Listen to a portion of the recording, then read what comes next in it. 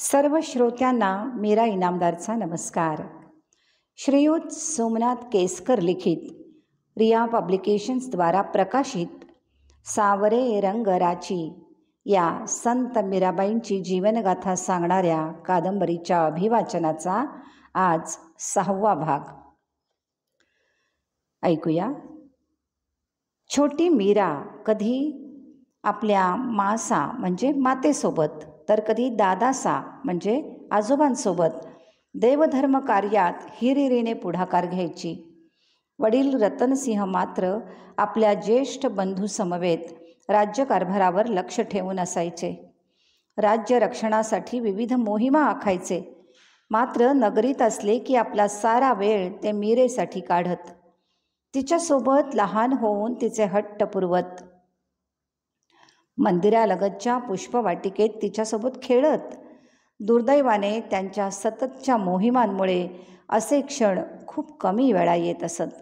त्यामुळे मीरेला सोबत होती ती तिच्या आजोबांचीच. राजपुतान्यातील अनेक राज्यातून पुष्कर, काशी, मथुरा, प्रयाग अशा तीर्थस्थानांना भेटी देणारे साधू येत. यात्रेकरू याच मार्गाने प्रवास करीत असत. मग त्यांच्या यात्रेच्या मार्गात मेडता नगरीत निवासाला यायचेच. काही दिवस इथल्या मंदिरात विश्राम करून मगच पुढच्या यात्रेस मार्गक्रमण करायचे. त्यामुळेच मेडत्यात सदैव साधू संतांचा निवास असायचा. त्यांच्या सानिध्यात मग चारभुजानाथांच्या मंदिरात नित्याने भजन, कीर्तन, तत्त्वज्ञानविषयक चर्चा चालत. त्यामध्ये राजे दुदाजीसुद्धा उत्साहाने भाग घेत. त्यांच्यासोबत छोटी मीरा देखील येत असे. दुदाजींच्या मांडीवर बसून त्या चर्चा ती ध्यानपूर्वक ऐकत असे. त्यानंतर आजोबांना त्यावरील अनेक प्रश्न विचारून बेजार करीत असे. आजोबा दुदाजी आपल्या परीने तिच्या प्रश्नांना गोष्टीरूप उत्तरं देत. त्यासंबंधी अनेक कथा तिला सांगत. एकदा असंच सायंकाळी पुष्पवाटिकेत मीरा फुलं वेचीत बसली होती. सूर्य मावळतीला आला होता आणि पश्चिमेकडून मंद वारा सुटला होता. पुष्पवाटिकेतील झाडं, वेली त्या वाऱ्यासह झुलत होत्या. त्यामुळे फांद्यांवरून अनेक फुलं गळून मातीवर त्यांची रांगोळीच तयार होत होती. फांदीवरून पडणाऱ्या फुलांकडे तिचं लक्ष जाई. गळून खाली आलेल्या एकेका फुलाला अलगदपणे वेचून घेत ती तबकात ठेवत होती. मीरा एक फूल उचलून ठेवी तोवर दुसरं फूल फांदीवरून गळून खाली येई. जराही उसंत न घेता एकाग्रपणे तिचं हे वेचणं दादासा दुरूनच पाहत होते. मध्येच ती आकाशाकडे पाहून फांदीवर ओघळणारं फूल पाहत धावत जाऊन ते अलगदपणे टिपून घेत होती. समोर तिच्या आजोबांना पाहताच ती धावत त्यांच्यापाशी गेली आणि विचारू लागली, दादासा, ही फुलं का बरं गळून पडत आहेत? ती या फांदीवरच किती छान दिसतात. बसून का नाही राहत तिथेच ती? मीरेने प्रश्न केला. दुदाजी क्षणभर गंभीर होत विचारात पडले. मग हसत म्हणाले, लाडो, तू हे लहान रोपटं पाहतेस ना? त्या पुष्पवाटिकेतील एका लहान रोपट्याकडे अंगुली निर्देश करीत ते तिला म्हणाले. तिथे घेऊन गेले. बघ, आता हे लहान आहे. अजून यावर फुलं नाहीत. मग आकाशातून पाऊस येईल, या लहान रोपट्याला भिजवेल. मग ते हळूहळू मोठं होईल, अगदी त्या झाडा एवढं. मग त्याला फुलं लागतील. मात्र त्यांना जास्त दिवस राहता येत नाही फांदीवर, कारण त्यांना अजून नवनवीन झाडं तयार करायची असतात. मग ती फुलं मातीत पडतील आणि खोलवर आतमध्ये रुजतील. काही दिवसातच त्यांची नवीन झाडं होतील आणि मग पुन्हा त्यांना अशीच फुलं येतील. रोपट्याचं झाड, झाडाचं फूल आणि मग त्या फुलाचं मातीत रुजून पुन्हा नवीन झाड, असं या सृष्टीचं चक्र सुरू असतं. म्हणूनच बाळा, म्हणूनच ती फुलं फांदीवर राहत नाहीत. म्हणजे सगळीच लहान झाडं काही दिवसांनी मोठी होतात आणि पुन्हा गळून पडतात ना? मीरेने मार्मिक प्रश्न विचारला. हो लाडो, सगळेच लहानाचे मोठे होतात. अगदी मी सुद्धा तुझ्यासारखा लहान होतो. आता मोठा झालो आणि एक दिवस मी देखील ते पुढे काही बोलले नाहीत. मग तुमचंही पुन्हा लहान झाड होणार ना? मीरा मध्येच उत्तरली. तिच्या या उत्तराने दुधाजींना हसू आवरलं नाही. मग पुन्हा गंभीर होत तिला ते सांगू लागले. मीरा लक्ष देऊन ऐकत होती. तो तिकडे समोर बघ, चंद्र पाहतेस लाडो? मावळतीच्या क्षितिजावर चंद्र उगवत होता. मीरा एकटक त्याच्याकडे पाहू लागली. दिवसा सूर्याच्या उजेडात हा लपून बसतो. रात्र झाली की आकाशावर राज्य करतो. रात्री उगवल्यावर याचा प्रकाश आधी खूप लहान असतो. मग प्रत्येक रात्रीत तो अधिकाधिक मोठमोठा होत जातो आणि पौर्णिमेच्या रात्री तो पूर्णपणे प्रकाशून जातो. पुन्हा दुसऱ्या दिवसापासून तो लहान लहान होत जातो आणि काळोखी अमावस्या येते तेव्हा त्याचा प्रकाश हरवून जातो. असं हे चक्र सगळीकडे सुरू असतं. मग आपल्या मंदिरातील देव का नाही लहान मोठे होत? मी पाहिलंय ते तसेच असतात कायमचे. मीरेने पुन्हा अंतर्मुख करणारा प्रश्न केला. कारण ते या चक्राच्या बाहेर गेले आहेत लाडो. कसे गेले दादासा? मला सुद्धा जाता येईल का या चक्राच्या बाहेर? हो, का नाही? त्यासाठी तुला गोविंदाच्या जवळ जावं लागेल. ते कसं? त्याची भक्ती करून. अगदी भक्त प्रल्हादासारखी, ध्रुव ताऱ्यासारखी. ठाऊक आहे ना तुला गोष्ट मी सांगितलेली? मीरेने नुसता हुंकार दिला. ती विचारात पडली होती. दुधाजींनी तिला उठवलं. चल निघूया आता लाडो, रात्र होत आली. आता पूजेची वेळ झाली. आज मंदिरात यायचंय ना कीर्तन ऐकायला? मीरा म्हणून उठली. आजोबांसोबत त्यांचा हात पकडून चालू लागली. कुठल्या तरी विचारात ती बुडून गेली होती. चालता चालता मध्येच ती एक उसळी मारून म्हणाली, दादासा, मी पण या चक्रातून बाहेर पडणार, देवाच्या जवळ जाणार. दुधाजी काही न बोलता महालाच्या दिशेने चालत राहिले. त्यांच्या नेत्रकडा नकळत ओल्या झाल्या होत्या. मीरा जसजशी मोठी होत होती तसे तिचे नवनवीन खेळ महालात रंगत होते. महालातील तिच्या कक्षात तिने अनेक खेळणी मांडून ठेवली होती. तिच्या आजोबांनी ती कारागिरांकडून खास तिच्यासाठी घडवून घेतली होती. शिसवी लाकडात सुबक ओरीव काम करून हुबेहूब तयार केलेले अनेक छोटे मोठे बाहुले, राजे, सेनापती, शिपाई, हत्ती, घोडे, गाई, वासरे, बैल, बरंच काही होतं. अनेक रथ, मेणे, बैलगाड्या हेही होतं. त्यांच्याशी तिचा खेळ तासनतास रंगत असे. मग त्यात बाहुला बाहुलीचा लग्न सोहळा, तर कधी तिने मंदिरात पाहिलेले कीर्तनाचे पूजाविधीचे खेळ असत. मंदिरात पाहून स्मरणात ठेवलेला सत्संग इकडे महालात मीरेच्या भातुकलीच्या खेळात चालायचा. कधी अभंग, दोहे, कीर्तन करीत असे, तर कधी तिने पाहिलेले पूजेचे विधी अगदी हुबेहूब मंत्रोच्चारांसह ती सुरात आणि तेवढ्याच तन्मयतेने म्हणत असे. कधी आजोबांसमवेत, कधी सगळ्या राजपरिवारासमोर, तर कधी एकांतात स्वतःच्याच खेळात मग्न होऊन तिचा भातुकलीचा सत्संग चालायचा. तो एक नेत्रसुखद सोहळाच असायचा. तिचं कौतुक करावं की तिचा हा भक्तिमय खेळ नुसता पाहत राहावा असं सगळ्यांनाच होऊन जायचं. राजे दुधाजींना आपल्या नातीच्या या सर्व बाललीला अनुभवताना भरून पावल्यासारखं वाटायचं. चंद्रकलेप्रमाणे मीरा जशी मोठी होत होती तसे तिचे विविध गुणालंकार प्रकट होऊ लागले.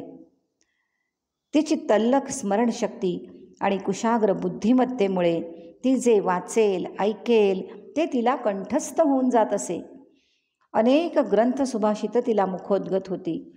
दुधाजींनी आता तिच्या अध्ययनासाठी धार्मिक शास्त्र पारंगत अशा पंडितांची नेमणूक केली. त्या काळात स्त्रियांना धर्मशास्त्र शिक्षणापासून तसं 4 हात दूरच ठेवलं जायचं. तो अधिकार त्या काळात पुरुषांचा होता.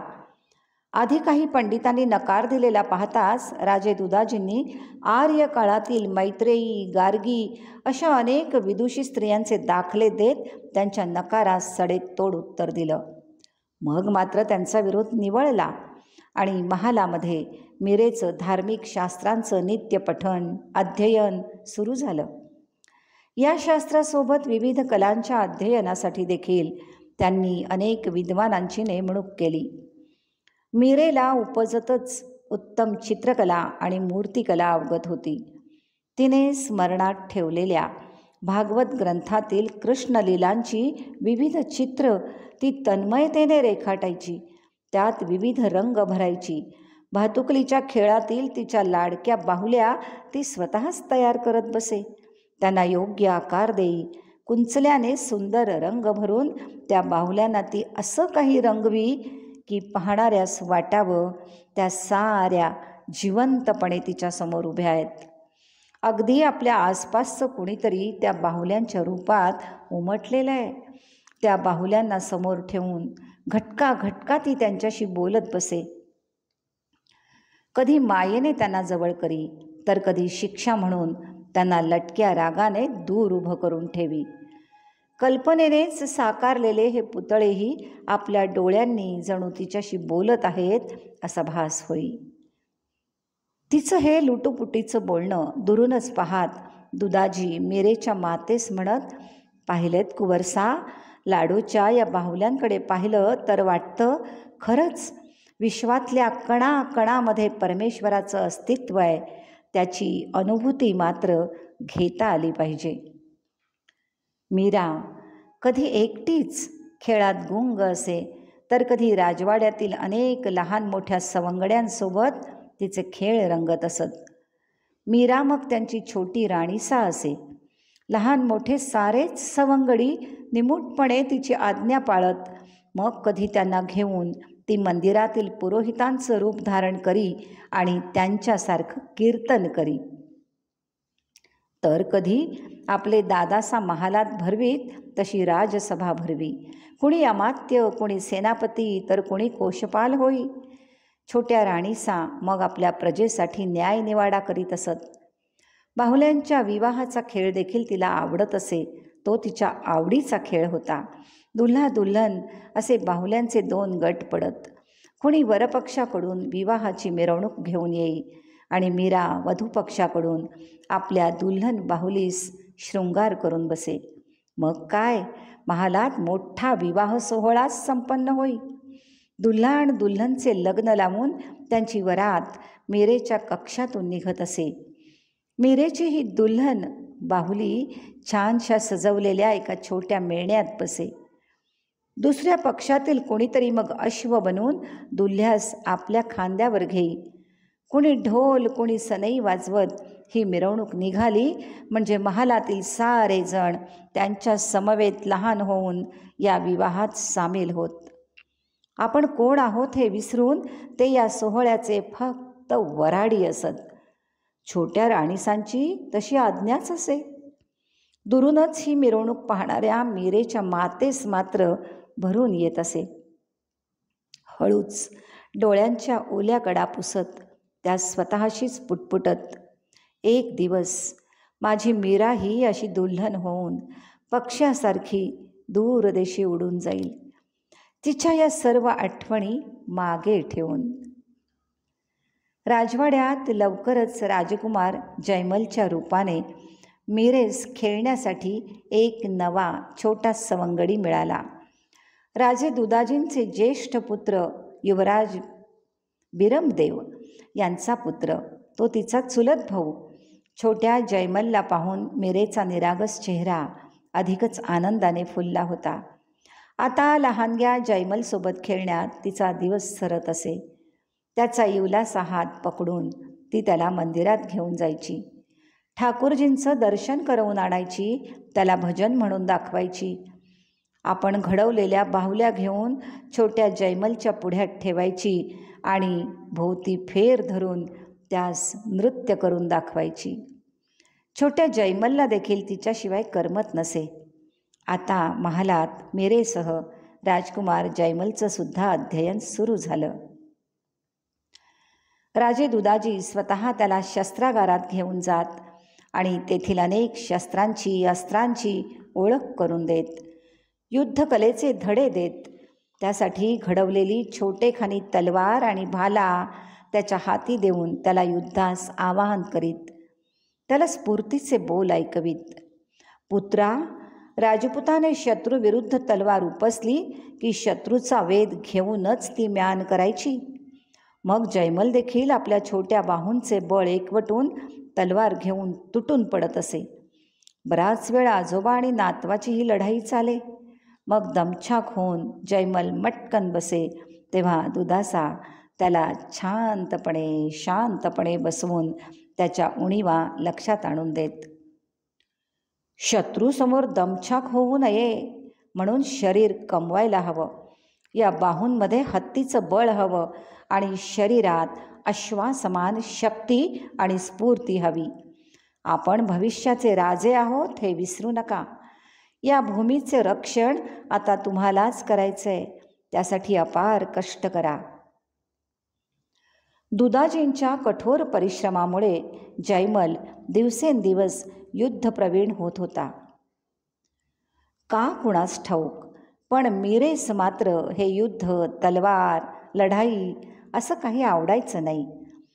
ती आपल्या आजोबांना विचारी, दादासा, हे युद्ध, लढाई का केली जाते? का सगळे तलवारीने आणि भाल्याने एकमेकांना मारतात? आपल्या रक्षणासाठी लाडो. दुधाजींनी तुटक उत्तर दिलं. त्यांना ठाऊक होतं की ही छोटी मीरा काय विचारणार आहे. पण सगळेच जर एकमेकांवर प्रेम करू लागले तर कशाला हवंय युद्ध आणि संरक्षण? आपल्याच लोकांशी काय लढायचं? त्यांना का मारायचं? आणि त्यांना मारून राज्य का मिळवायचं? मीरेचा पुन्हा प्रश्न. दुधाजी तिला समोर घेऊन बसले. तेवढ्यात जयमलही मागून आपल्या मोठ्या भगिनीला शोधत आला. त्यांनी मग दोघांना जवळ घेऊन बसवलं आणि ते शांतपणे सांगू लागले. दुधाजी, जयमल आणि मीराला, या दोघांना काय सांगतायत? आपल्याला हे ऐकायची उत्सुकता आहेच. ते पुढच्या भागात ऐकू. तूर्तास इथे थांबू आणि पुढच्या भागात पुन्हा भेटू. धन्यवाद.